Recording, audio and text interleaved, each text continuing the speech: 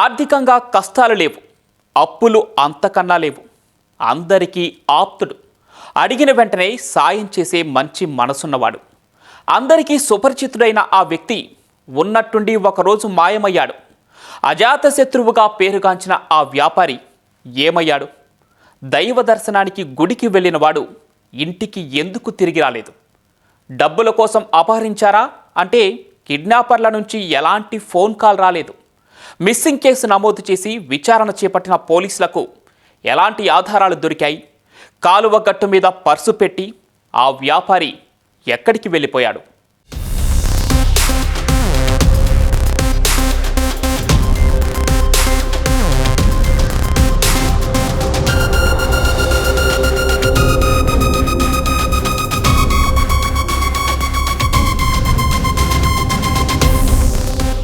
ఆ చుట్టుపక్కల ఏ శుభకార్యం జరిగినా, ఫంక్షన్ పెట్టుకున్నా ఇంటి ముందు మాత్రం వాళ్ళ టెంట్ పడాల్సిందే. ఆ సప్లై దుకాణం నుంచి గిన్నెలు, కుర్చీలు వెళ్లాల్సిందే. వ్యాపారం అడగానే లాభాల లెక్కలు వేసుకునే మనస్తత్వం కాదు అతనిది. ఉన్నోళ్ల దగ్గర ఉన్నంత తీసుకోవడమే అతని వ్యాపార సూత్రం. పేదల ఇంట్లో పెళ్ళంటే అసలు డబ్బులు కూడా తీసుకొని సందర్భాలు కోకొల్లలు. ఆ మంచితనమే అతన్ని అందరికీ దగ్గర చేసింది. వ్యాపార అభివృద్ధికి సాయపడింది. మంచి మనిషిగా అందరి మన్ననలను అందుకునేలా చేసింది. ఆర్థికంగా స్థిరపడిన అంత మంచి మనిషికి కష్టాలేముంటాయి?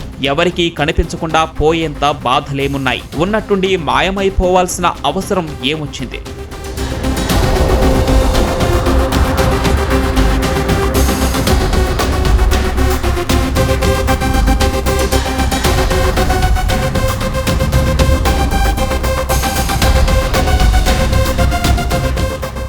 అనంతపురంలోని ప్రభుత్వ జూనియర్ కళాశాల సమీపంలో ఉండే మారుతి సప్లయర్స్ అన్న, దాని యజమాని రామాంజనేయులన్నా ఆ ప్రాంతంలో తెలియని వారుండరు. ఆ ప్రాంతంలో ఏ శుభకార్యం జరిగినా ఈ టెంట్ హౌస్ నుంచి సామాగ్రి వెళ్తుంది. పేదలకు ఉచితంగా, మధ్యతరగతి వారికి సామాగ్రి అద్దె తక్కువ తీసుకోవడంతో రామాంజనేయులకు ఎంతో మంచి పేరుంది. ఎన్నో ఏళ్లుగా ఈ వ్యాపారంలో ఉన్న రామాంజనేయులు ఆర్థికంగానూ ఎంతో స్థిరపడ్డారు. అందరితో ఎంతో ఆప్యాయంగా ఉండే రామాంజనేయులు రోజూ వెళ్లే దేవుడి గుడికి వెళ్లాడు. పండ్లు తీసుకుని రమ్మని డ్రైవర్ను పంపించి దైవ దర్శనం అనంతరం గుడి పక్కనే ఉన్న హెచ్ఎల్సి కాలువ ఒడ్డుపై పర్సు పెట్టి కనిపించకుండా పోయాడు.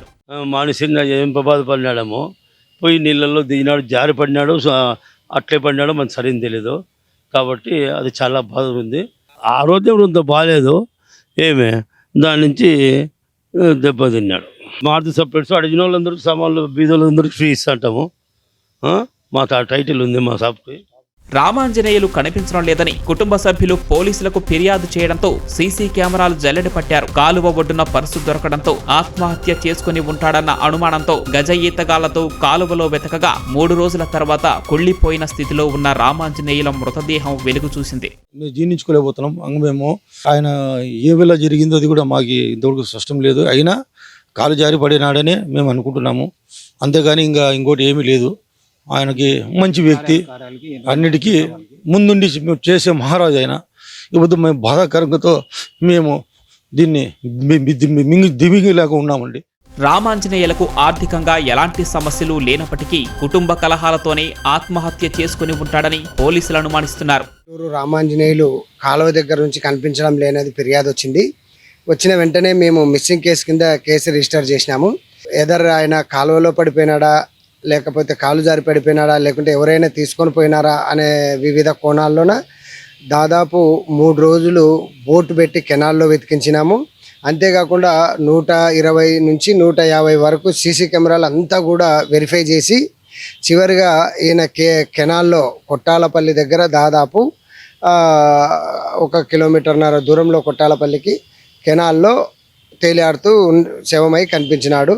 దీంట్లో ఆ కాలు జారి పడినాడా లేదా మరి ఇతర కోణాలు ఉన్నాయా, విచారణలో అన్ని కూడా వెలికి. కోట్ల రూపాయల ఆస్తులు ఉండి ఆర్థిక సమస్యలు లేకపోయినా కేవలం కుటుంబ కలహాల కారణంగానే మానసిక ఒత్తిడితో వ్యాపారి ఆత్మహత్య చేసుకోవటం కలకలం రేపింది.